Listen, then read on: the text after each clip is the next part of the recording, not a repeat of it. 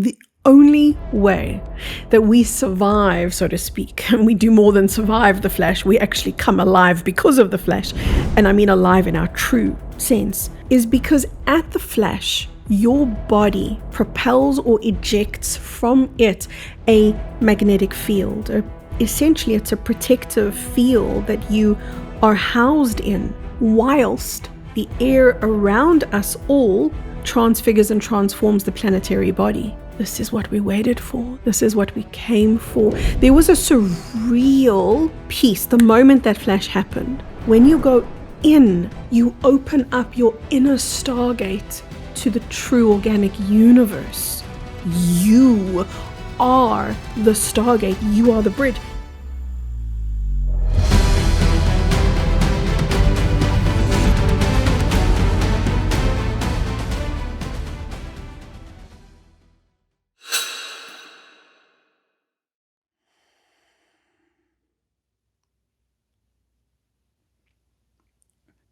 Kerry K, welcome on Just Tap In. What are you most excited about right now in your life? Oh, gosh, every single moment of the now. And it's just, there are no words because it's the most enthralling place to be and it's the most enthralling thing to experience, and it's the opposite of boredom. You know, some people say like, oh, I'm so bored, or I've lost my creativity, I've lost my mojo. And then there's the exact opposite place that words are always going to fall flat when they try to describe. But that's the place that I feel so aligned to today. Just that stillness that happens when you unplug from all of that external chaos and come here into the fullness of this magical infinite place.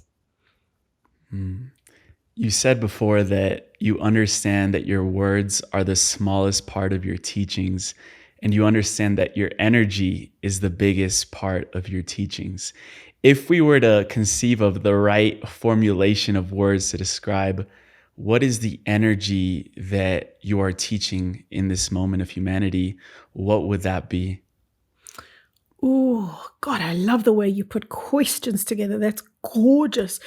It's about trusting yourself. If I were to start with a summation, it would be that. It would be the power of you, the individual, and how we've been robbed as a human species of knowing that power, of connecting to that power, of learning about that power, of smelling that power. And the teaching that I would love to see humanity step into right now, that I know I hold, that I know I'm even now as I speak to you, just shining the key codes for this truth. And that is how spectacularly godlike and powerful each individual is. I'm here to witness, as we all are, that rapture of humanity coming back online to themselves, coming back online to their power. And there's a lot of beings right now that have incarnated into this third dimension, physical reality, matrix construct. Yeah. And a lot of people have either felt this sensation of not feeling fully in or comfortable in their physical body. And I know that happened to you up until your 40s. I would love to touch upon that reality for you of what was it really that was keeping you from being fully in your body and comfortable within it, and then realizing how you could leverage your body to help step out of this physical matrix. It's a great question because so much of my teaching revolves around embodiment. So much of my teaching revolves around get physical, get present. I teach meditation in a way that I know most people don't even practice it, which is to really physically get into the body through series of movements. Before we even go into the etheric realms, we must get into the physical ones. So that's a background on the importance that I see of being physical, and what perfection that my life story was one that said, I don't want to be here. I'm in the wrong body, wrong time, wrong place, wrong reality, wrong. It's just all wrong because I knew the me And I could feel this reality outside of the constructs of the false matrix. So my interpretation was, because I can feel that version of me that exists beyond the false matrix, I must go be her. I didn't realize that there was a higher truth, and the higher truth was, no, Kerry, you're not supposed to go be her. You're supposed to go meet her and bring her here. I didn't get that part of the story. And then when I did, I was like, oh, wow, I'm not supposed to leave here and go to what I perceive home to be, which is that state of oneness with divinity outside of the constructs of the false matrix. I'm supposed to bring home here. And the way that I do it is at the very physical level, because that's all of our gifts. Our gift is to physicalize divinity, to bring it into form through our connection with it. So it's been a journey. It's been a huge journey of actually falling in love with being physical here in the false matrix, the ignition of our power and our creative light to bring about change to this realm that is literally bringing heaven into what was once a dead world, what was once a very difficult place to be. Yeah. It's so interesting, the synchronicities behind us meeting, because I have a spiritual sister or a twin soul on the other side of the veil. A few months before I was born, my mother had a miscarriage.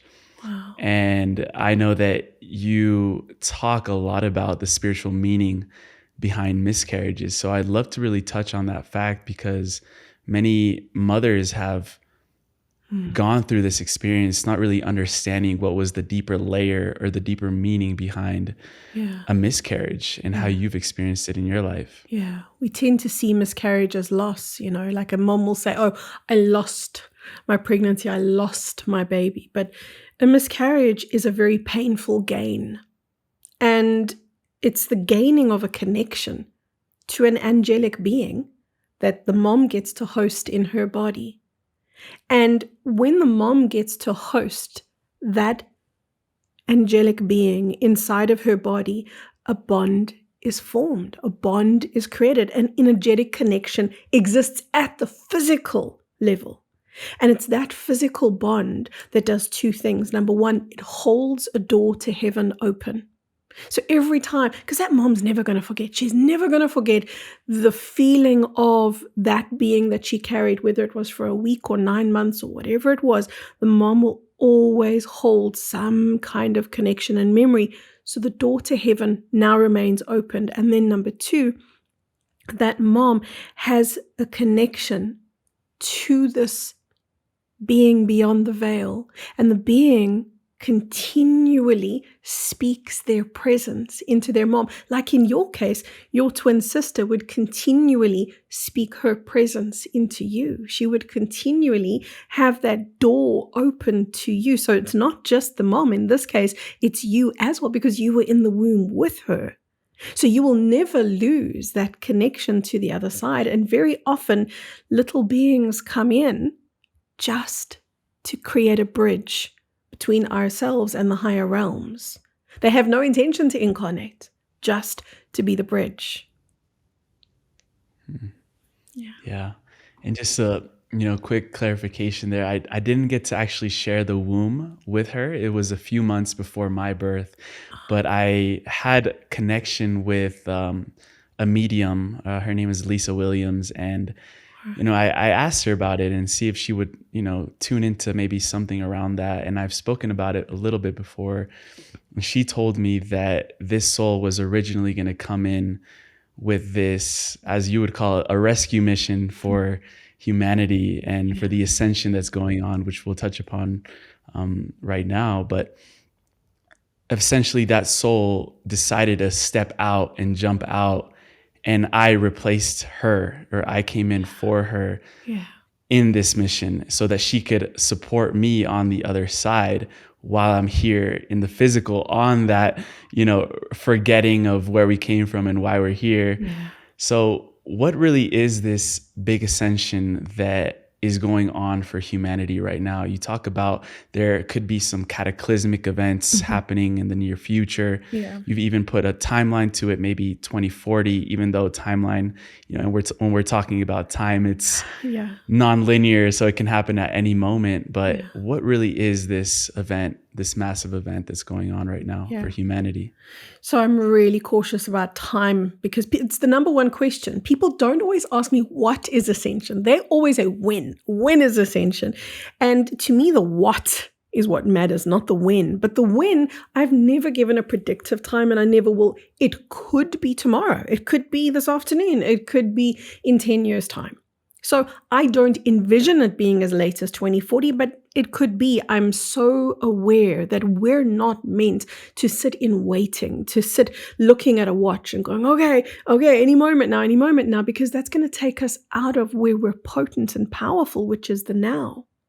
So what Ascension is, now we get into the what, not the when. What Ascension is the complete restructuring of the physical vehicle, the complete restructuring of reality. So it's not just the individual body, it's the earth body. Simultaneous, our human bodies shift into crystalline form. So this is another way of saying a light, not a light body, but a lighter version, a lighter body, which also denotes a higher consciousness, a more enlightened state of being, a higher frequency. There's so many ancient texts that speak about change happening in the blink of an eye.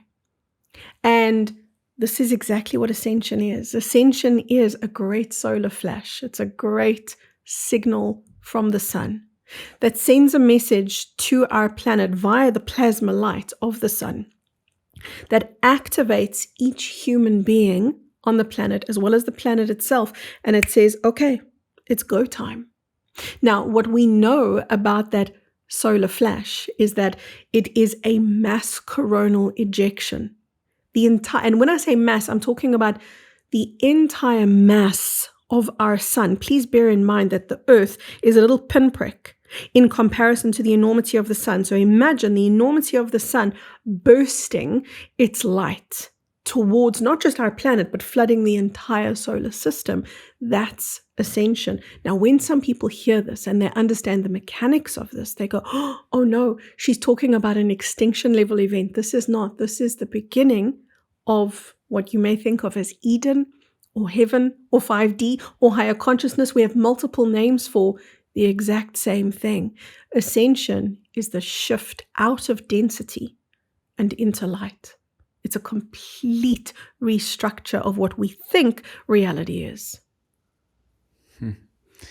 And what you're really speaking into right now is that this is going to be a planetary wide ascension event, and that there has been ascension attempts in the past. You've spoken about Atlantis, and you've also spoken about, in honoring that I'm in South America right now, there was a successful ascension attempt being in the Mayan culture. Correct. And I was just looking up that the Mayans, they worshiped the sun. And there had to be a reason why they were so connected. And they were making temples, the Sun Temple in Teotihuacan. What really happened with the Mayan culture that allowed them to have a successful ascension attempt? Yeah. And how can we apply that to the whole one that is happening right now? Our history books, of course, will tell us a crooked story that they vanished, just went away. And they'll tell us, stories that I think we can feel in our hearts for those who are conscious at that level, that there's something about the Mayan story that doesn't feel congruent when we connect empathically or telepathically with who the Mayans are. So if we do this, if we connect with who the Mayans actually are, we're connecting with a group of beings, so ancestors of ours on this planet, who came into their higher alignment. And to come into your higher alignment, what that means is to step out of judgment into acceptance, to step out of the wrongness and the rightness, And the bias that look at where humanity is. They're being ushered into division consciousness and into blame consciousness. So now if we flip that on its head, we can get a better picture of what ascension consciousness looks like, because we can see what depravity looks like. It looks like blame and hatred and division and judgment. Okay, so what is the converse of that? It's acceptance. It's sacred neutrality. It is when I accept you fully for who you are and how you are. And I don't expect you to do anything with me. If you say, well, Kerry, in return, I don't accept you. Okay, I accept that you don't accept me. It's a peace with self that transcends the need for anybody else to be at peace with me, because I'm at peace with myself. So this is a level of consciousness where each human being becomes their own universe. They stop waiting for the external world to meet their needs and expectations, and they start becoming broadcasters of reality. So in other words, they become so powerful that reality no longer tells them what to feel and who to be. They start informing reality. They start creating reality, truly. Not in the way that we've been taught. We've been taught a very skewed version of reality creation. So this was where the Mayans were. Now, this was the last group of beings that ascended on our planet. And that's generally what Ascension has been, a group here and there, a small number of people that have stepped into a collective consciousness and a collective agreement to ascend. This that we're undergoing is the first time in eons beyond description where this planet is going to undergo a collective mass ascension. We never thought this was possible. When I first started my journey, which was in my childhood, to ascension, this was never going to happen. This was too big. What we're doing right now was way off the table. That this wasn't even a concept. And the concept was maybe we could have another small group like the Mayans again. And then we got a small group of humans who were ready to ascend, and they became a ripple to a bigger group and a bigger group and a bigger group. And that's what's taking place on our planet right now. The ripple keeps growing and inviting more human beings into the potential of ascension. So it's not just going to be a small populace like the Mayans. This is going to be a planet-wide event. And you've also said that we ourselves are multidimensional, and the planet as well is multidimensional. So the planet and ourselves, we can operate in the third dimension. We can go to the fifth dimension. So I guess my question there, really saying again on the topic with the Mayans, where did they then go once their ascension occurred? Yeah. Or where will we go once this event-wide ascension happens? Awesome question. They went nowhere and we go nowhere. Because the planet is already multidimensional. And so a lot of people think in a very linear, three-dimensional way, which is understandable, right? But that three-dimensional way of thinking says, if I'm 5D, so I'm a Mayan and I've ascended, I must go to another planet. No, this planet exists in 5D. It always has. It's just been inaccessible to us. Just like you and I and everybody listening, we exist in 5D. We just haven't had access to that 5D version of self. The embodiment of that 5D version of self opens up the door to experience this exact planet without the pollution, without the war, without the chaos, without the borders, without the division, without the lunacy, without the chaos, with the peace, with the abundance, with the beauty. So it is this planet, but if you could imagine this planet before roads were built and before this thing called politics and capitalism, imagine the pristine beauty that you would have stumbled into. It's that pristine beauty that is the 5D Earth. So we go to an elevated level of consciousness that still is held here. The difference, however, is that when we go through our collective ascension event on this planet in the next coming months or years, whenever that is, when we go through our ascension event, the planetary body, Earth, will no longer host 3D. She's ending her agreement to host 3D life. So the lowest frequency that she will agree to hold and host will be 5D. She's been in agreement all this time to host all the frequencies. And now, as we move into this gateway that is Ascension, she's closing that option for 3D life to be sustained here. So that means when we ascend, it's going to be either 5D, which is where most people are going to go, or it's going to be to another planet, which has an agreement to host a lower frequency. Let's talk about the Dolphins real quick. I've heard you say that they hold very, very high consciousness. You even said maybe 12D consciousness. And, and I think we have a memory of being and interacting with dolphins since time began and other civilizations in the past as well. So what do dolphins teach us about where we're going in consciousness right now? Gosh, these are Sirian beings. The dolphins come from Sirius, and they are, and many aquatic beings come from Sirius. There's numerous Sirian planets that are primarily aquatic.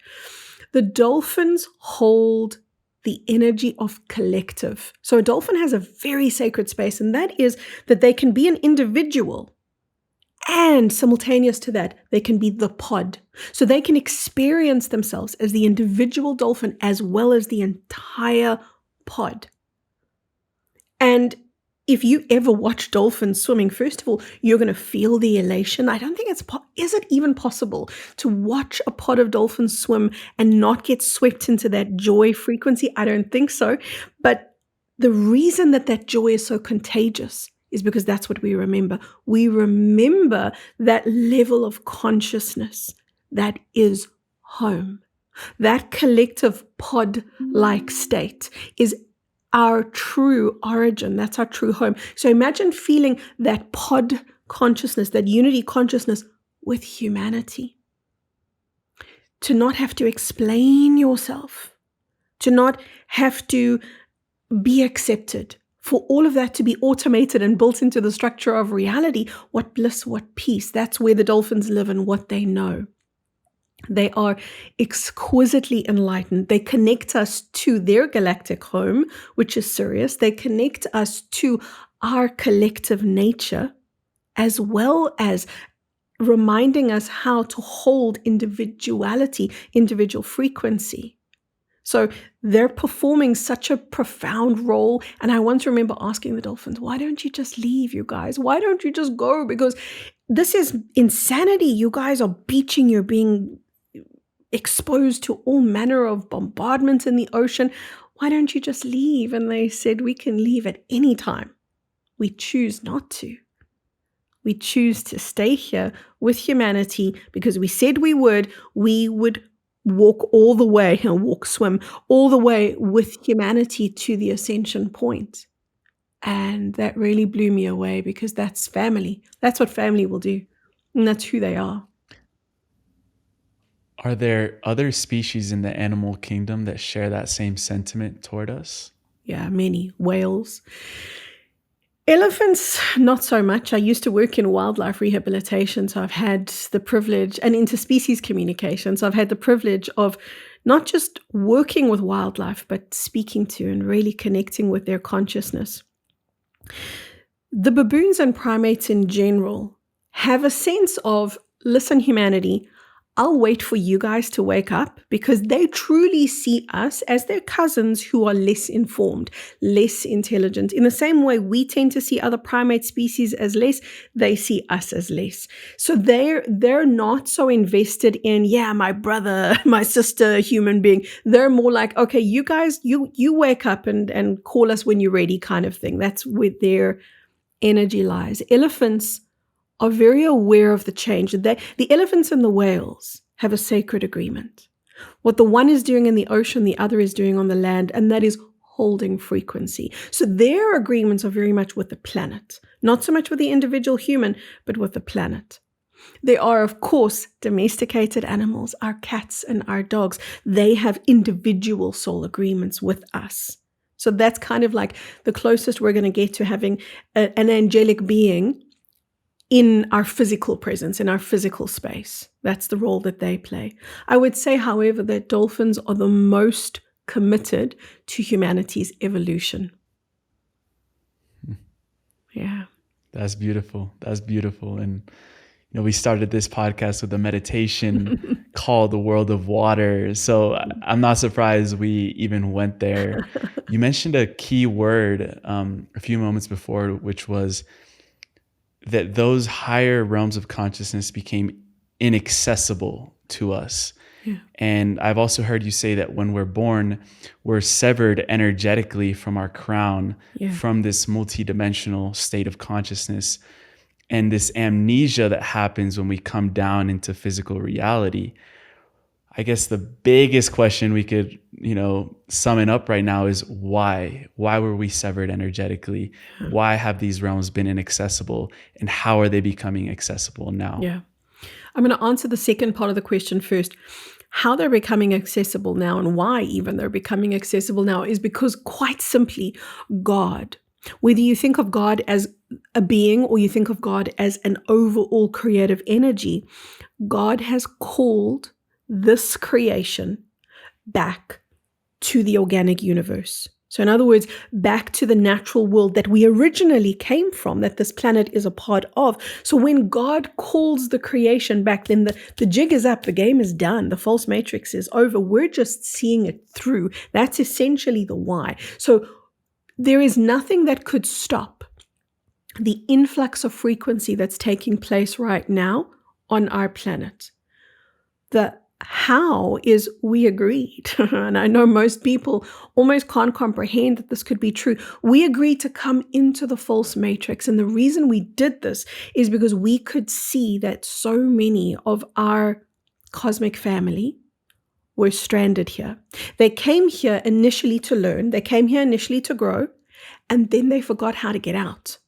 They forgot how to reconnect at the crown, and they became continually recycled into life after life after life of more forgetfulness and deeper forgetfulness until eventually we, who are the group of beings that are holding consciousness today, came together and said, okay, we'll have to come in and embody as humans and do it in front of them so that they can get the memo, so that they can get the codes and wake up again.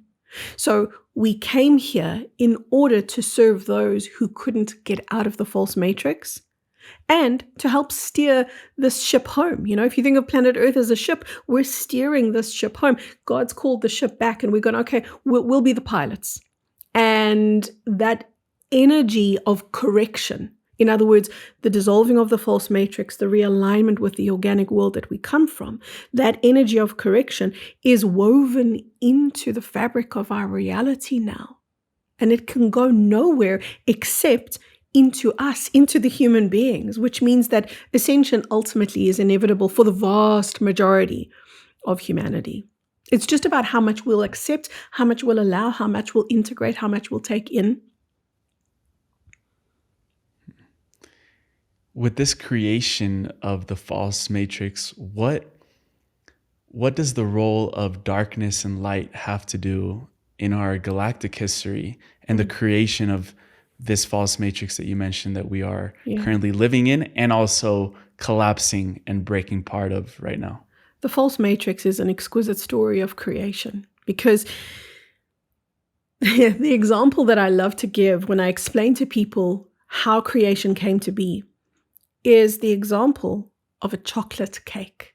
And then people think like, oh my God, she is blaspheming. How can she compare God to a chocolate cake? We'll just stand by and watch because this is how.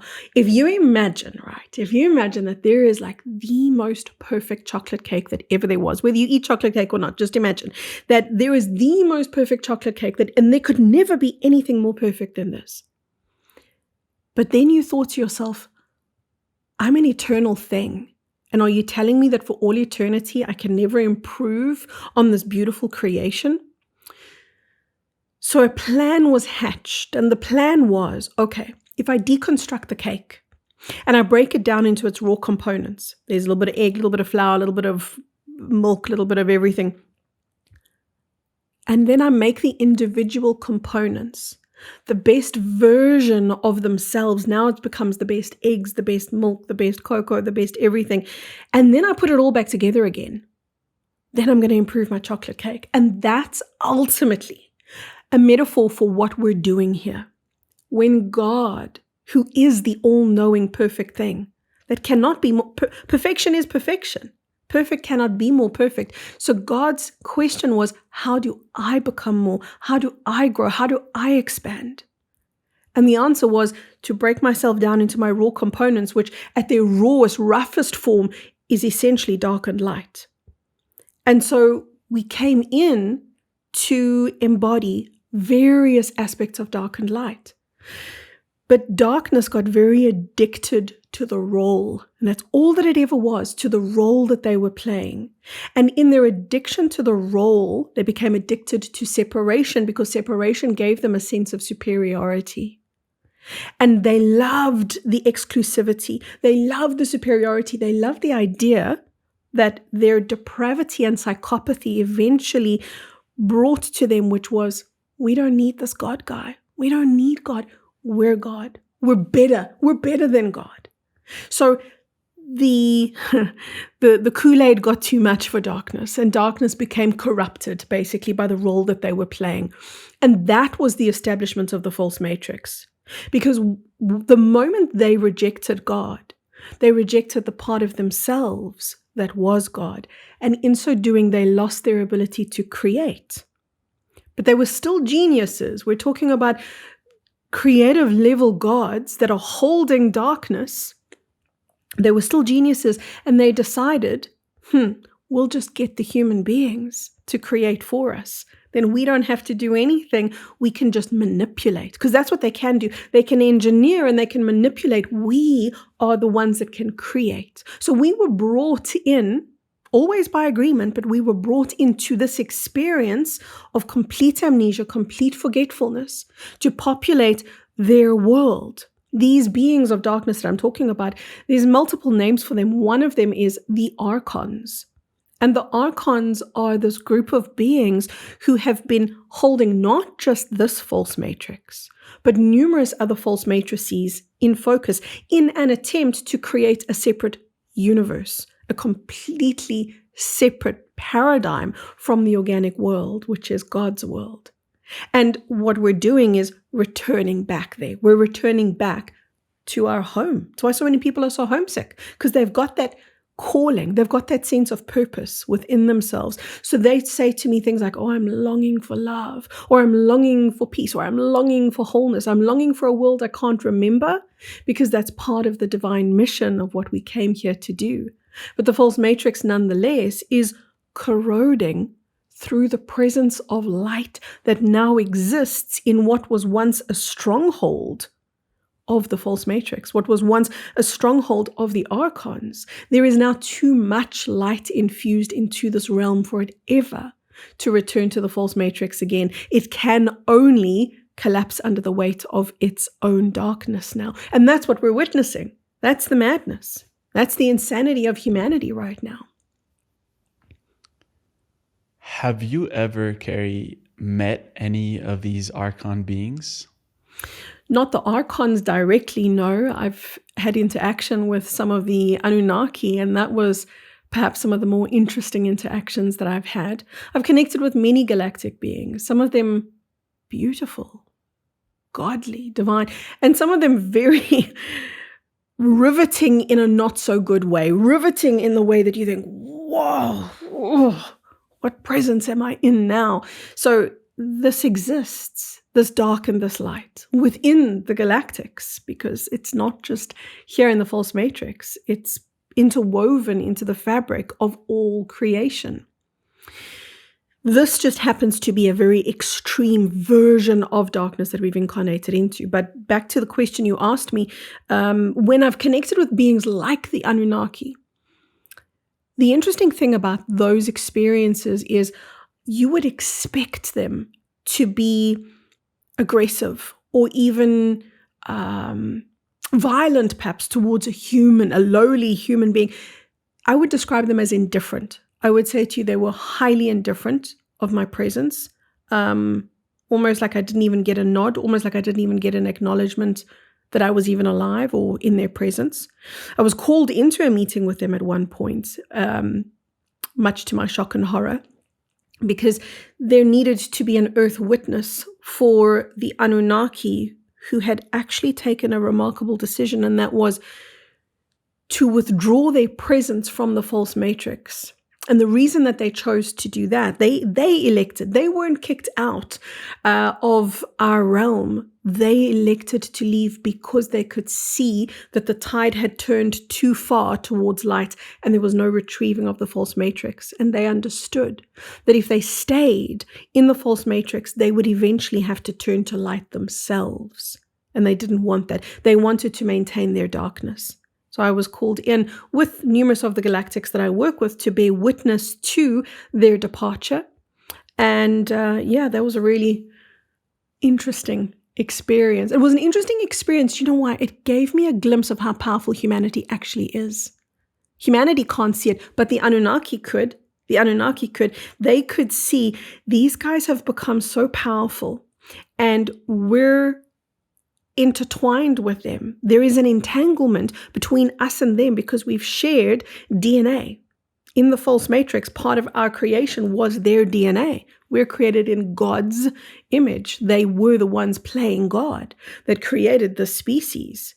So this entanglement that we have has a boomerang effect on them. We were designed to be their puppets and they the puppet masters, but now the puppets are becoming autonomous. The puppets are now becoming sovereign. And the boomerang for them is that the light that we hold, because we now share ancestry, gets infused into them. So they're desperately trying to create distance between their creation and themselves. Is that because they're afraid to go through their ascension? Yeah, because they cling to separation as their identity. So if they start receiving light, in their perspective, this is not the truth, but in their perspective, they will cease to be. The truth is they will cease to be as they are now. So they will cease to be the depraved psychopaths that they are now, and they will start to realign to their truth. They see that as death. They see that as the end. It's not. It's just the return to who they originally were. But that's what they're trying to avoid. And you mentioned this other word, amnesia, where essentially we forget why we came down into this matrix construct. But right beside me, I have a candle, which is an image of Mother Mary and baby Jesus. And baby Jesus has a golden halo around his head. And, that just got me feeling into this fact that there are beings that come down and they don't forget or they don't go through full amnesia. Yeah. What is the role of those people? And also people now that I've connected with that remember their past lives and remember why they're here. Yeah. Even the younger generation stepping into the planet right now, it's like almost that veil is lifting slowly. Yeah. Definitely. And that's one of the side effects of that veil lifting is that memory starts coming back online. And what that memory is the reforging of this once severed crown chakra that disconnected us from the truth of who we are. When that comes back online, our infinite memory comes back online, which exists outside of the brain. It exists here in the realm of consciousness. And as we connect with that truer, higher version, that truer, higher consciousness that we come from, so we start to re-engage our own Christ light, our own Christ consciousness. And that, if you think of Jesus the Christ, was a being who lived 2,000 years ago or something like that. And 2,000 years ago, one being who held Christ consciousness created a monumental shift on the planet, a monumental shift that to this day ripples, that to this day so much energy and effort was spent to try to thwart the effect of that person's light.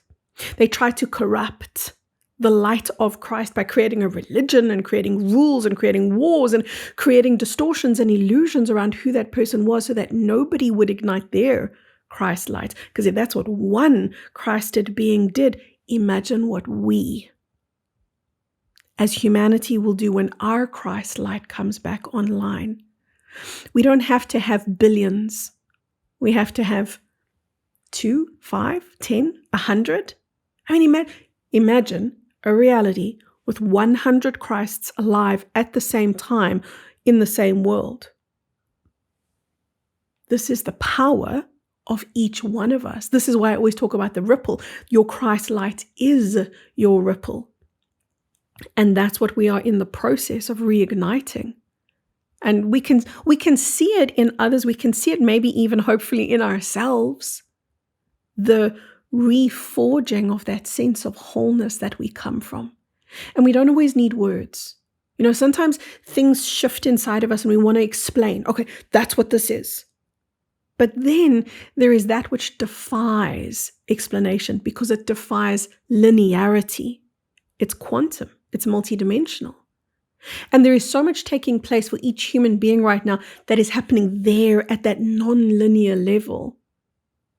And the best thing that I can say is if you're experiencing that, allow it. Witness it. But the more you try to articulate, this is exactly what's going on, this is exactly why, this is exactly when, this is exactly how, you're going to get yourself lost in the mental realm. And the mental realm is the false matrix. That is exactly where we were once imprisoned. So removing ourselves from linearity, removing ourselves from the rigidity of thought into the experience of energy is the new world that we've come here to create. That's the new human that we've come here to be. It's not a thinking machine that we were indoctrinated, programmed to be. Schooling, education, careers, everything in the world is structured to align humanity to the mental prison of the false matrix. But thank God we live among divine rebels who said, hell no. No, I won't. No, I won't be a part of that system. I won't be a part of that program. And so over many, many years, we've established this human collective that's ready to have the Christ light ripple from all of us now. I'm thinking about the Hermetic principle. The number one is the universe is mental. Are we redefining what the universe is if it is no longer a mental realm? Yeah, 100%. The false matrix is the mental realm. And what were we told? We were told the false matrix is the universe. Inside the false matrix, everything is going to tell you this is all that there is. Inside the false matrix, you're not going to get the memo that says there's an entire universe out there. No, you're going to be told this is it. This is the universe. The universe is a mental realm. The true universe exists as a unification. So it's not outside or exclusive of the mental realm. It is a unification of the mental realm with all else that we are, which means the emotional, the spiritual. And if you put everything together, what is that? That's energy. When we begin to relate to ourselves as energy instead of thoughts, then we have ascended. Then we have enlightened. That's what enlightenment is. That's what ascension is. That's what escaping, so to speak, the false matrix is. Not that we ever truly can escape. We're not meant to escape. We're meant to transcend the false matrix. But we transcend when we transcend our mental prison. And we begin to experience life outside of the jurisdiction and the limitation of the mental universe. So imagine how great we are if the mental realm is the smallest version and the smallest portion of who we are. The totality and multidimensionality of us is so far beyond words that we can only experience it. And when we do, then the best that we're going to come up with is words like bliss. words like wholeness, words like everythingness. There's a pervasive peace. And something in us knows that this pervasive peace that I'm longing for, that I can't even describe, yet I know exists outside of the mental realm. But all of spirituality is set up to keep humanity looking inside the mental realm. All of the self-help, the wellness, the spiritual industries, they're all designed to hook humanity into the mental realm so that they never escape the false matrix. I mean, you couldn't possibly have a system like the false matrix survive if there was information available that could lead people out of it. There was only information available to lead people around the inside of the cell. That's what we've been doing. We've basically been walking around the prison cell, which is the mental matrix, the mind, going, oh, look at this and look at that teaching and let's examine this and let's talk about that and let's think about this. More trappings. So you had a vision of the restoration of humanity's heart. Yeah. So now we're talking about how, these industries have kept us in the mental realm. And this habitual pattern has kept us there. Even things such as, let's astral project, let's astral travel. I know you spent most of your early decades in your life in a hospital between life and death, very ill, and you were hanging out around the astral realm. Yeah. So what really is that? And we'll get a little bit further into the conversation about the restoration of the heart. But first, let's touch on, where do people actually go when they're astral traveling or when they're in that realm of the astral? They go into the false matrix. That's all that they're doing. And it's such a disappointment for so many people because they go, what? I studied for years and I tried so hard and I thought I was in heaven, but I was actually just inside another layer of the false matrix. The false matrix is a mimicry system. So it's designed to mimic the organic universe. So in the organic universe, we have octaves of energy, which we call dimensions.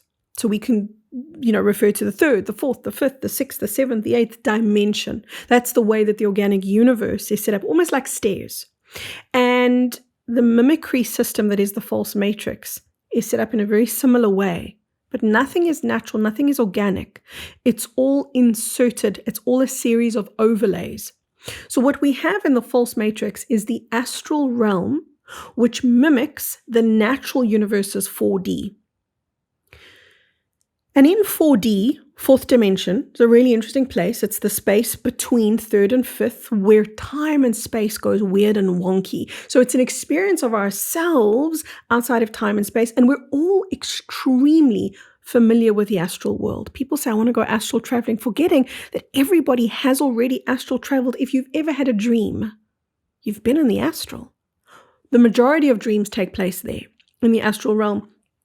The more conscious we become of that dream world, the more we can say, oh, I'm astral traveling. And we can even control those dreams and lucid dream and have conscious experiences. But it's still on this side of the veil, meaning it's still within the confines of the false matrix. So when I was really young and I was having multiple out-of-body and near-death experiences, I hung out there a lot and I got to meet some really interesting beings, but I was always aware. If you spend enough time there, you'll feel it. I was always aware there's a world beyond this. This is not all that there is. Exactly like we have here, exactly the same. It's just a higher version of physical reality. That's all it is. And when I say a higher version, not even a higher consciousness version. It's just that time-space dynamic that is different. So within that astral realm, there's a lot of entities and a lot of trickster beings. That's their home. That's where they hang out. So when we go bathing in the astral light, boy, we're bathing with some truly dodgy characters until we learn to shift our frequency from within. See, look what we've been trying to do by going astral traveling. We've been trying to go out. In the organic universe, we must go in. When you go in, you open up your inner stargate to the true organic universe. You are the Stargate. You are the bridge. And then you go to organic 4D, natural 4D. That's going to blow your hair back, knock your socks off, and give you a sense of reality that you think, oh my God, how did I miss this? This is like tasting a fruit that is so sweet and then tasting an apple off your table and going, puh. Like the difference, the contrast between the natural universe and this mimicry system that we've all lived in is indescribable. Everything in the organic universe is so bright, powerful, colorful, vibrant, alive. You feel everything there. And then from that 4D, you can move into 5D, you can move beyond. But now all of your movement is in the organic universe. But it's not out and up, it's in and through. And Kerry, this got me very curious because indigenous cultures around the world have been working with sacred plant medicines that have psychoactive properties for many, many years. And that's beginning to become more popularized in modern society. Where do those psychoactive plants take us in relation to the organic versus the false matrix? When we take a plant medicine inside the false matrix, we're just going to go to the false matrix. It's the only place we are wired to go. But the person who's experiencing the ceremony and the sacred rites of that ceremony, they will be convinced. No. I spoke to God. No. I spoke to heaven. No. I was in bliss. I transcended. I ascended. I did all of these things. There is no debate. There is only showing somebody, okay, you've had these experiences, these epiphanies, these enlightenments inside the false matrix. There is an entire universe out there. You can still take those same plant medicines if you want to, but you won't need to. But if you really feel that you want to, once you have the alignment to the organic matrix active inside of you, then you take those same plant medicines, then you see where you go. You're going to go to a totally different realm, a totally different world. Now, I know what I'm going to say is not popular, and I'm not really running a popularity contest. Thank God, otherwise I would fail. I'd be last, and I accept that. And that is to say, I don't believe that right now is a really great time to be exploring with plant medicines, purely because of the amount of astral interplay and interference that we have right now. Unless your wiring is, and you have put in the work to be in alignment to the organic universe, you're just going to go and circle the prison cell. And I'll tell you what, you're going to see pretty pictures. You're going to have stories and tales and twists and turns and an entire movie, an entire world inside the false matrix. It's designed to be a universe. It is a universe. It's just not one that's worth your exploration. Speaking upon those trickster beings that hang out around in the astral realm, how do you discern from whether you're connecting with one of these trickster beings or if it's actually a being from the organic realms of space and time, and listening to what teaching is coming through or what information or what frequency or what energy is coming through from each of those beings? Basically, you're never going to know until your alignment has shifted within you. See, we're trying to judge, how do I know if they're, if I were to put it really simply, a good guy or a bad guy? How do I know if they're from the false matrix or the organic matrix? There are telltale signs, and I'll give you what those telltale signs are, but the ultimate foolproof method is, did they meet me in my alignment? Could they meet me in the field of energy that I occupy? Because when you start to occupy the field of energy that is aligned to the organic universe, it becomes extremely difficult for those beings to even connect with you. They don't even want to be around you, quite frankly. You become quite repulsive to them because remember, they choose and want and desire separation. They don't want to be in the presence of your light because your light will, for want of a better way of saying it, convert them. Your light will begin to corrode their darkness. They don't want that. So they're not going to choose to be around you. They're going to choose not to be around you. But if you were unclear, unsure, what would you be looking out for? When a being announces themselves and they go like, whatever, say for example, I'm Archangel so-and-so, or I'm, Saint whoever, or Mother Mary, or whatever the case is. When you get these beings coming in, did they ask your permission? Did they ask, can I speak to you? Or did they just start speaking? Because the Galactics, one thing I learned from them is, God, they're polite, like ridiculously polite. They will not intervene. Their respect for your sovereignty and free will is off the charts. So everything that they offer you, they will ask you first, can I show you? Can I share this? Do I have your permission to enter even? So that's one of the first telltale signs. You're going to witness somebody hanging way outside your reality as opposed to coming right here into your face and going, I'm whoever, I'm this archangel. You're going to have this really almost easy to ignore being standing out there in the distance, waiting for you to look at them, for you to ask them, hi, who are you? That's how they make contact. They don't impose. They never tell you what to think. They never tell you who to be, how to be, what to think. They don't tell you about the nature of reality. Instead, they'll show you how to find the answers for yourself. They will not give you the answers. They're frustrating to be around. To a human being, they're frustrating to be around because they don't blurt out the answers. And you know they've got the keys to the kingdom. You know they understand everything you wish that you did, and you're in their presence and you just want them to spill the beans. They will not. They will teach you how to access your own divine wisdom rather than give you their own, because they don't want to disempower us. They're so cautious about honoring our sovereignty. They're so cautious about not intervening and stepping into our reality too far. So they're pretty easy to spot because they're the guys that are easy to miss.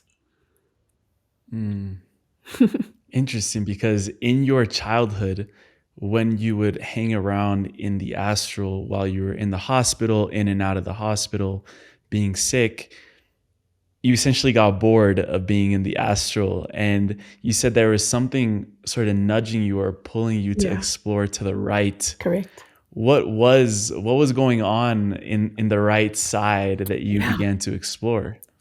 Movement. People often say, I don't know what it is. Like, I just get this sense of peripheral movement and then I look and it's gone. It was very similar to that. So I would have almost distractions in front of me when I was in the astral, like, oh, look at my angelic wings, and they're very beautiful, and who's not going to look? And it's really enticing. But then after a while, maybe a couple months, maybe a couple years, after a while you go like, oh, this is boring. And what the hell is that? It's like there's this every now and then like a little movement, and then with that movement there's a sense. It's not a sight, it's a sense of presence. And then I started to tune into that presence. And that's when everything shifted. That was the key. That was the shift. I went there. I tuned in. The astral comes to you. The divine universe, you go to it. You tune into it. And then I noticed that world was infinite. It was just like I was walking into forever. And there were a couple times when I went in there that I thought, okay, this is it. I'm obviously dying properly now. Now I'm truly severing my spirit from my body. There's no ways that I can go into infinity this far and then go back into a human form afterwards. Not in my perception. I thought, not possible. It is such an infinite space when you go into the organic universe. And there is just this peace, love, acceptance, safety. Everything there feels so safe. And you know what, as human beings in the false matrix, we never felt safe. We never felt emotionally safe. We never felt safe to be ourselves. We never felt that it was a safe world enough to just let go into and be held by and to trust. But when you're in the organic universe, that's what you feel like. The contrast is so obvious once you've experienced it. So my job is to teach people the experience. There's only so much that words can do. You can explain. But it's the experience, the energetic experience that I'm truly here to teach. It's the energetic awakening that I'm truly here to share, because that was my journey. That was my initiation. I got to see both universes and to live in both places in this one body. So now I can share with people, that's what this world feels like. Now, come with me, come with me, come with me. And then I share with them another experience. That's the beautiful part, when you realize that people are experiencing safety in themselves and they get that feeling. I remember it so well of, oh God, I can finally live. I can finally be alive now because the world is suddenly safe.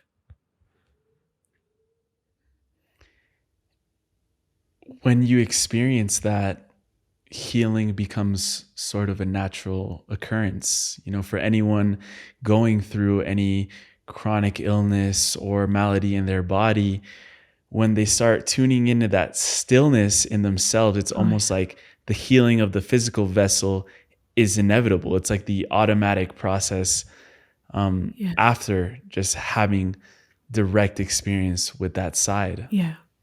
And you don't even have to go in with the intention.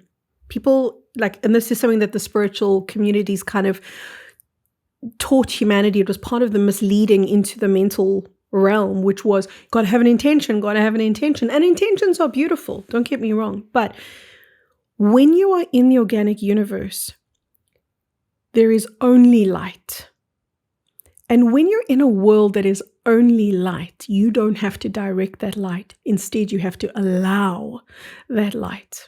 And that light speaks to you. It brings you into an automatic wholeness. So therefore, healing becomes instantaneous and automatic. You don't have to ask for it. You don't have to go in there and go, okay, I've got this ailment over here and this pain over there. Just every part of you that is seen and held by light becomes infused by it.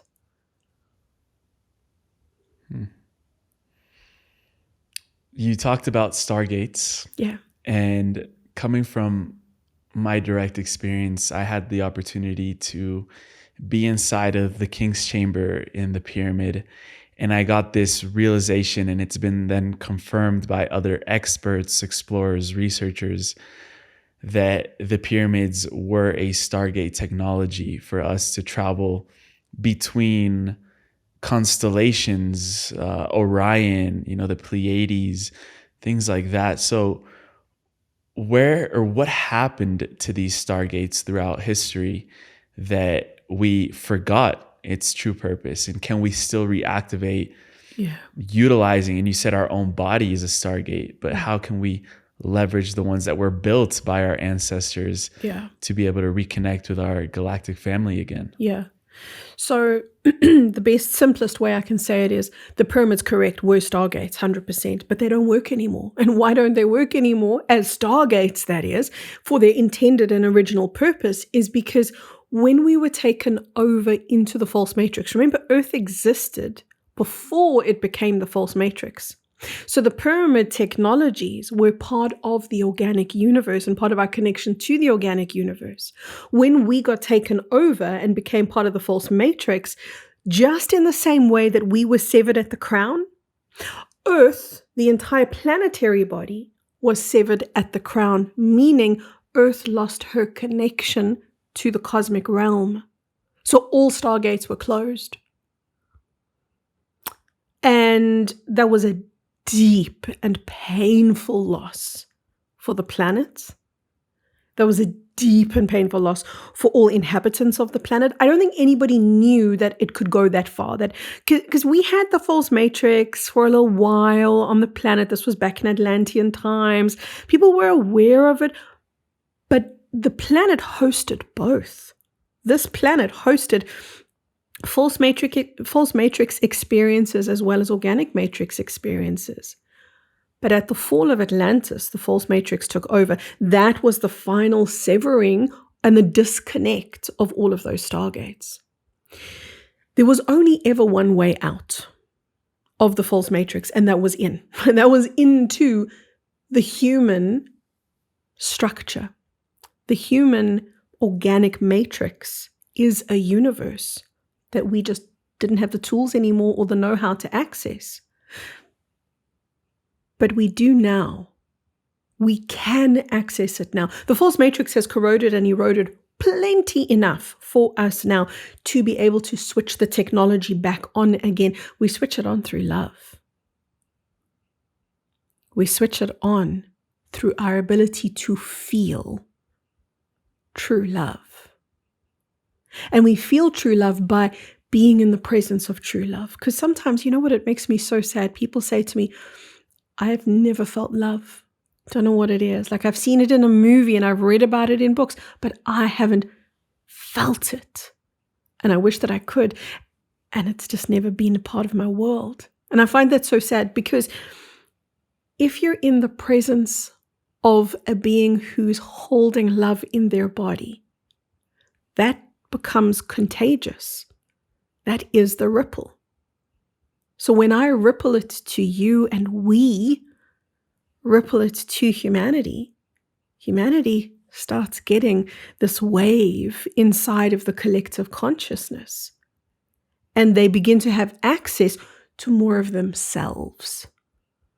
So that Stargate that we are, the Stargate technology that we are, is being switched on. Mostly behind the scenes, mostly without people even realizing that they're doing it. And as this occurs, we regain the connection to the organic universe. It's so attainable and so in front of us right now. What was once so distant and so far removed. And truly, we had to practice lifetimes of alchemy just to get a whiff of what we can do now in a 10-minute meditation.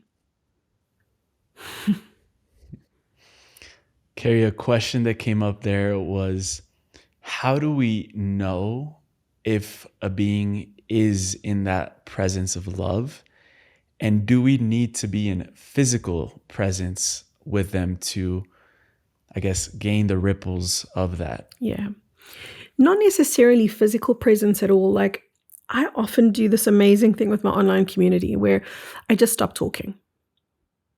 And then I can almost feel the air getting heavy with expectation because especially the new people, can you imagine? I'm in mid-conversation and I often talk really fast and then there's this blanket of silence. And I ask people just to be in the blanket of stillness. Nowhere else, nothing else. Not like you've got to find anything or go searching for anything. It's just comfortable and comforting. And that's where it begins. It begins as a subtle, energetic communication. And then as the calls go on, the silent pauses get deeper and bigger and louder. Until at the end of it, people say things like, I don't know what this feeling is, but I'm crying. Or I don't understand what's happening to me, but something's happening.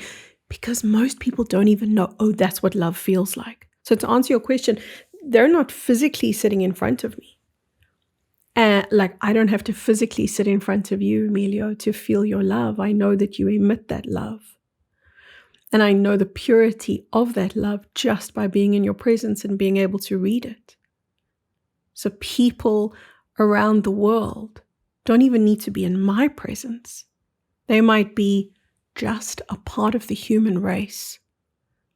And my ripple and your ripple and so many others like us, our collective ripples are being spoken without words into the collective.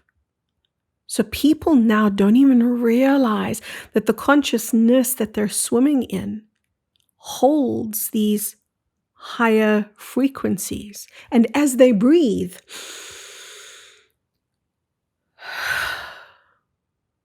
they don't even know that they're breathing in a deeper truth, that they're accessing a higher consciousness. But something in their lives will happen. And the penny will drop, the lights will get switched on, somebody will say something and they'll go, why didn't I see this before? Why didn't I know this before? Oh, that's kind of obvious. This is how the ripple works. Nobody gets a memo that says, okay, so you got like 12% Kerry's love and 16% Emilio's and 35% Sally and Andrea and Thomas and Joe. It's just, this is the collective ripple that we're weaving right now. And we're all bathing in this collective frequency of love. And the love that we share lifts each other's communication of love to a higher octave and a higher frequency. It's the most exquisite contagion. Love is a bandwidth. It's a frequency that cannot be contained. And anybody can feel it. It does take a little bit of practice. It does take a little bit of just coaxing, coaching, learning how to let it in. And then once you get a taste, it becomes so easy and it becomes so loving and automatic, almost like this beautiful embrace, but you don't even know where it's coming from. That's what it is to be loved. To be loved is to be seen by somebody who's not even in front of you, but is just aware of your humanity and can acknowledge the power of being human, which has got nothing to do with being small and fallible and foolish and controllable, and everything to do with being godly. That's what it is to be human, truly human. Is to be truly divine, truly godly, truly from a higher universe. We just forgot. But when you're listening to somebody who remembers, then something in you begins to remember too. On your 13th birthday, you looked up at the sky, you were looking at the clouds, and all of a sudden they converged into a cross with a Christ on it. And the Christ stepped forward and said, "You are as I am." As we're speaking into these levels of love, you've described that there's a difference between the godly love and the Christ love. If you would like to briefly touch on that difference for you. The Christ love, the Christ love is the godly love in human form. And that's the difference. The Christ love is kind of like having God in front of you, but in a form that you identify as being the same as you. That's what happens when you're in the presence of, and that's what happened when I was in the presence of this being on my 13th birthday in this vision. I was in the presence of this being called Christ. And I completely misunderstood the vision, as I suppose a 12/13-year-old is going to do. It was on my 13th birthday. I completely misunderstood the vision. It took so many years for me to be able to fully access the enormity of what had happened in that moment. And something that always rang out from that vision for me was something that I read in the Bible where there was in my opinion, a mistranslation where Christ says, "I am the way, the truth, and the light." And I say, in my opinion, it's a mistranslation because what I so clearly felt when I was in the presence of Christ was, I am a way and a truth and a light. So basically, I'm a pathway back home. Essentially, that's what Christed love is. Christed love, or Christ consciousness, is the pathway that a human being weaves from creation, material manifestation, back home to God. That is the pathway that we call Christ consciousness. And that's what we all came to do. We all came to be a way, a truth, and a light, to be a pathway back home. Because remember what I said earlier, we came here on a rescue mission to support those on the planet who had forgotten. This is how we perform that rescue mission, so to speak. It is to be a way, a pathway. Speaking on the rescue missions specifically, are there different types of missions that a soul will choose to embark on here? You mentioned briefly like people like the front runners, the anchor points, the in-betweeners. Yeah. I think it's really helpful for people to identify like, within my heart that resonates that I am here to fulfill this mission. Because if they're tuning into this podcast, they're already remembering and they're already ready to step in to a divine mission as starseeds, as light workers, whatever we want to call it. Yeah. So how have you gained insight into these differing levels, not levels, but expressions of a mission in this world? Yeah, well, I've noticed that there's, as you said, 3 main ways in which a star seed or a light worker right now on the planet is expressing themselves. And the one is, let's start with the biggest portion of the collective. And I would say about 80% of the light worker collective. And when I'm talking about light workers, I'm talking about everybody: spiritual warrior, starseed, light worker, being of consciousness, all the names. About 80% of this group of people is performing a role that I call the in-betweeners or the yo-yos. And they feel exactly like that. They feel like damn yo-yos in the sense that today they are fine. They are beyond fine. They're saying, I don't know what I was freaking out about yesterday. Ascension symptom, no, there is only love. There is only peace. And then a day passes or an hour passes and poof, they're on the floor crying and I don't know what happened. Where did my bliss go?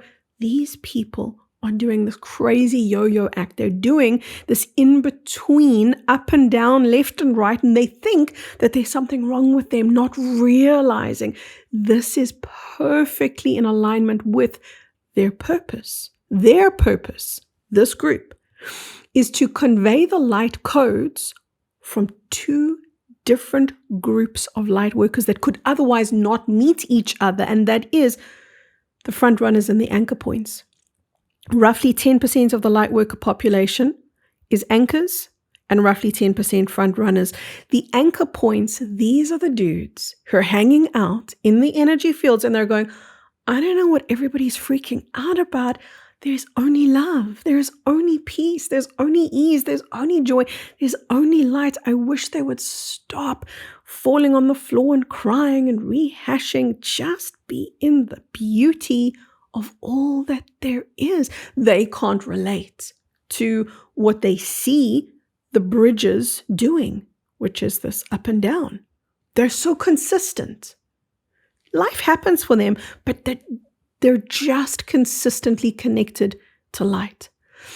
Then you get the front runners, and these guys, oh my God, they're bruised, they're battered, they're bleeding, they are all over the place. What these guys are doing, 10% of the light working community, they are running, hurling themselves headfirst into the oncoming energies so that they can integrate the oncoming energies into their body, and through their integration and assimilation of the new light codes, they pass that energy back into the yo-yos.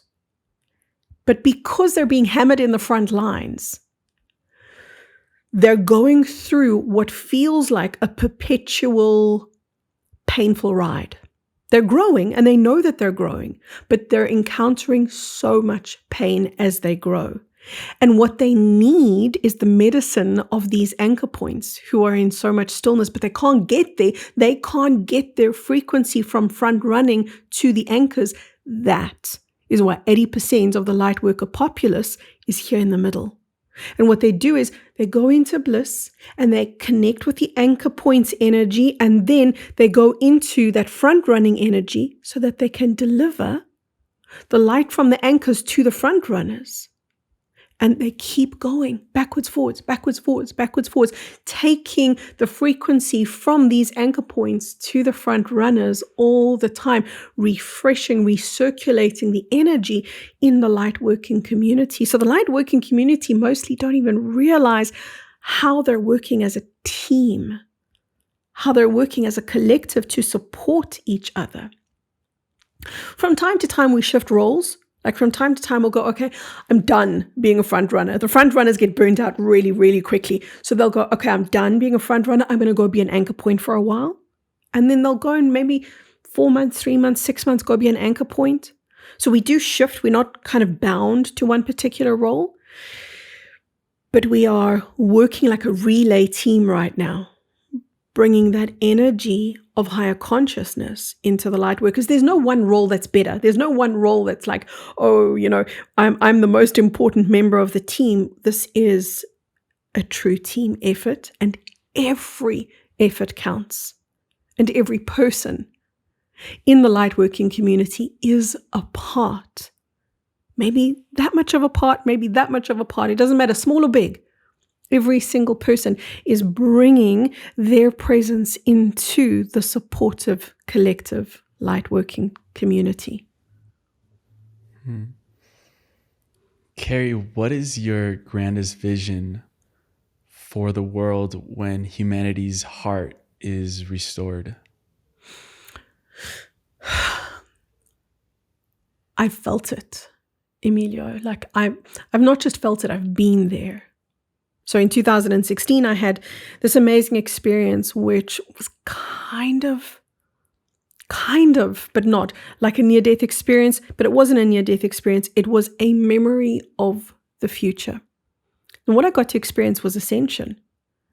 And I can't tell you the date that it happened on. I can just tell you that I was aware of being transported into the future. I became aware of the pre-Ascension rumbles. The sky went dark. The world was crazier than now. Like humanity was seriously divided and at each other's throats and lots of fighting. And there was this great flash from the sky. And when that happened, I went into the experience of Ascension. So I got to not just witness, but to actually participate in the Ascension experience, walk out the other side as a fifth dimensional being. And this was the best part.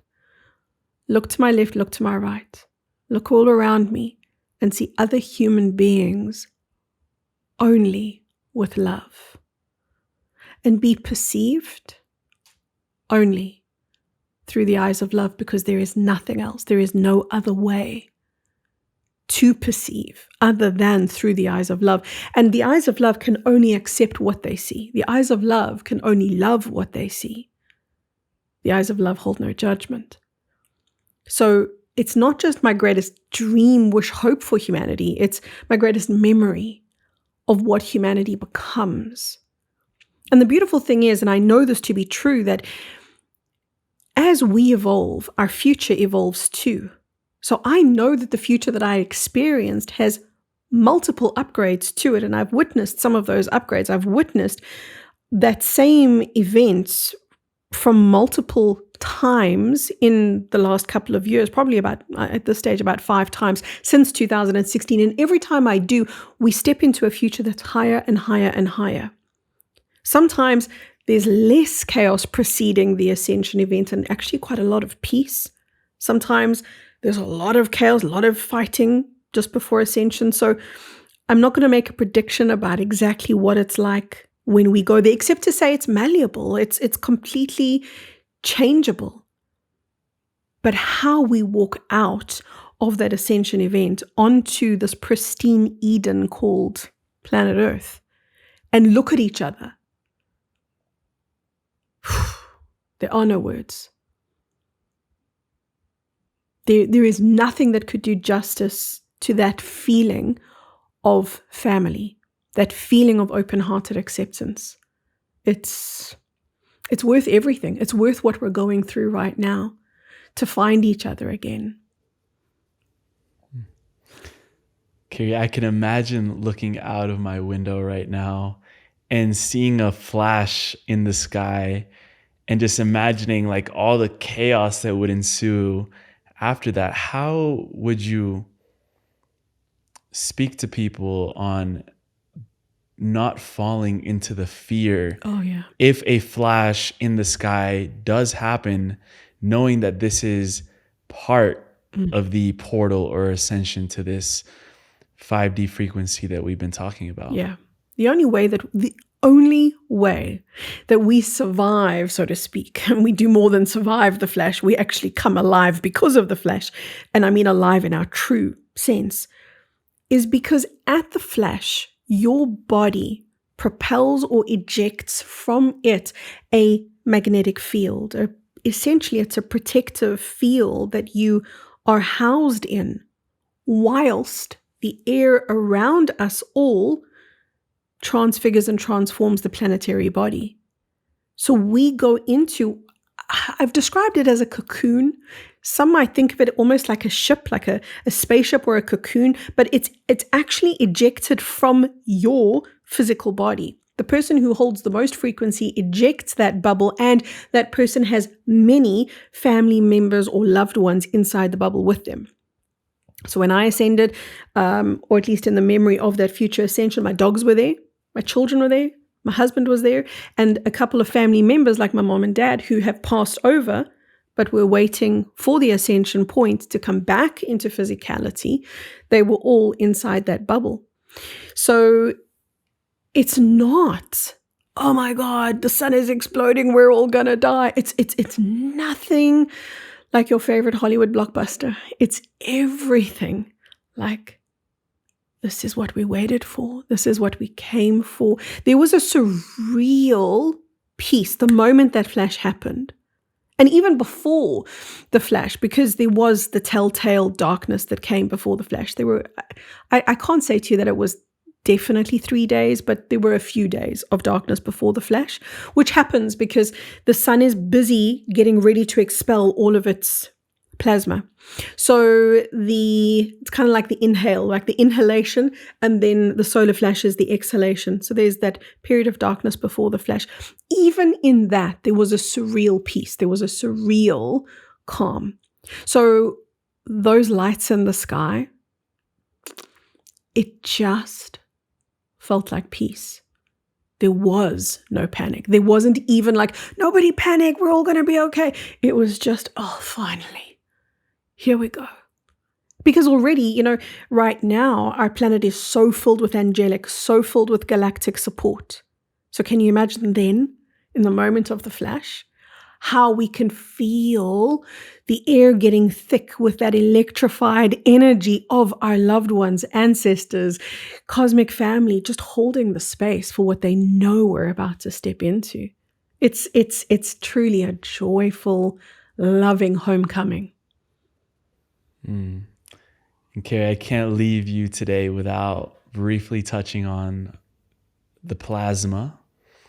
We had the opportunity to have a good friend, Pamela Erlin, and she channels humans from the future, essentially, from different timelines. And I had the opportunity to speak to a being from 2052.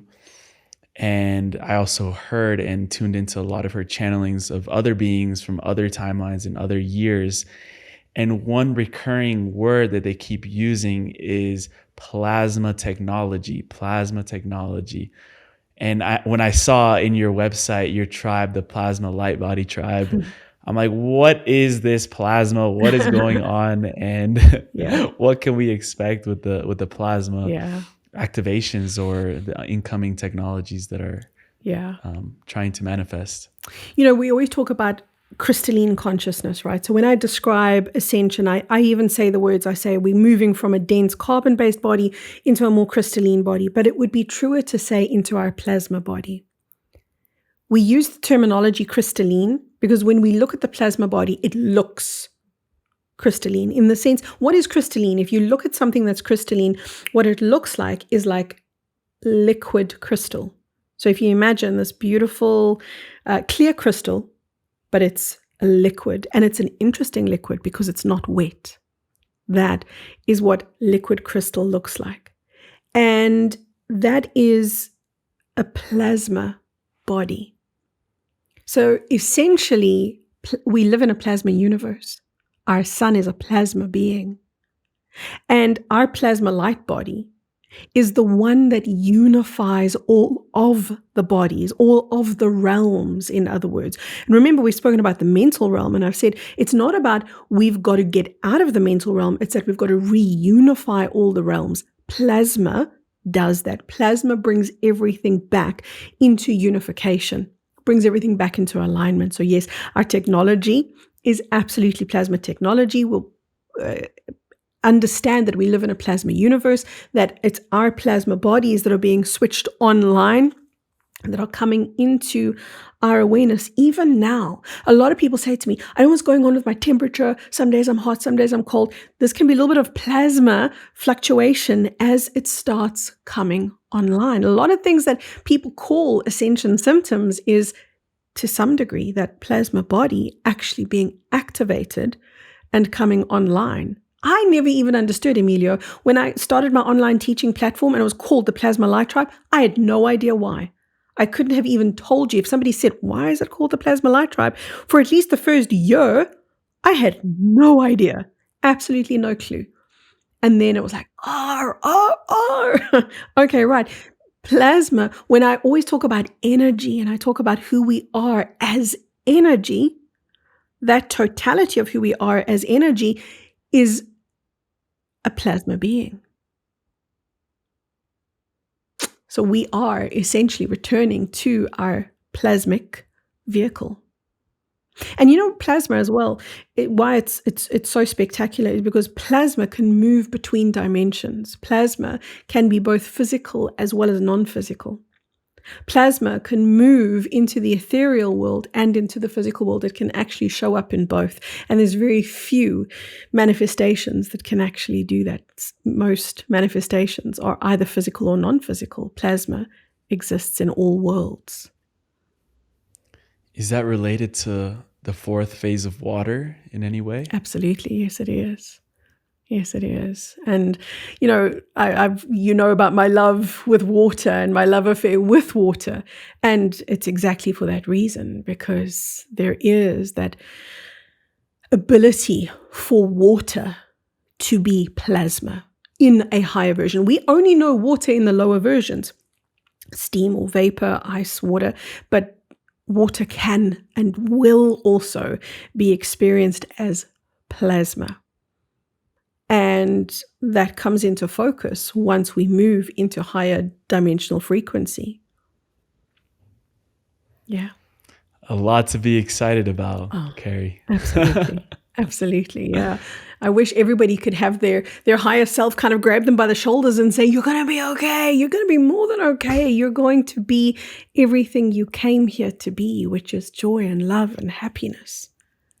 And if we just got a spoonful, just got a taste of that conversation with our higher selves to assure us that the path ahead is a path of beauty, then we would run towards that path. And I hope everybody does. I hope everybody walks so meaningfully forward into their Christ consciousness.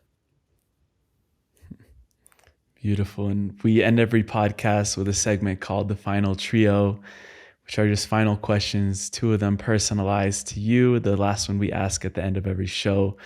Before that, where would you send people to connect with you, your work, your tribe even further? I know they're going to be wanting to get more of your wisdom teachings, your energy, and your presence in their daily life. So where would you send people for that?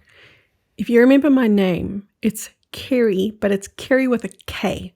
And I say this because so many American people, they even spell, like they're watching my social media, and my channel is called I Am Kerry K, which is spelled with a K, Kerry K. And they type my name with a C. And I'm like, no, you carry your bags. I'm not a bag that you carry. I'm Kerry with a K. So if you remember how to spell my name, right? Kerryk, then you just go to my website, kerryk.com. Super easy, kerryk.com. And as you hit the website, you'll see all the links to the Plasma Light Tribe and all of my social media links and all the work that I do. Everything is there. So all you have to do is remember Kerry K. Do you work with people one-on-one as well? No. I've trained a group of facilitators to do one-on-one work. And you know what I realized the hard way was working one-on-one. I was, for want of a better way of saying this, blowing people's circuitry. And the reason that was happening is because I'm designed, purposed to work in groups. So when my energy works with somebody one-on-one, it's way too overwhelming and it can send people into a little bit of a tailspin, and it is. So I realized pretty early on, okay, I need to train people to do one-on-one work, which I've done. So that is available through my website. You can find all my facilitators, but I personally only work in group settings. And I love that because I know that I'm speaking to everybody individually while I'm speaking to the group, and everybody's having a different experience of me. No one's having the same. It's almost a personalized group experience. Yeah. Beautiful.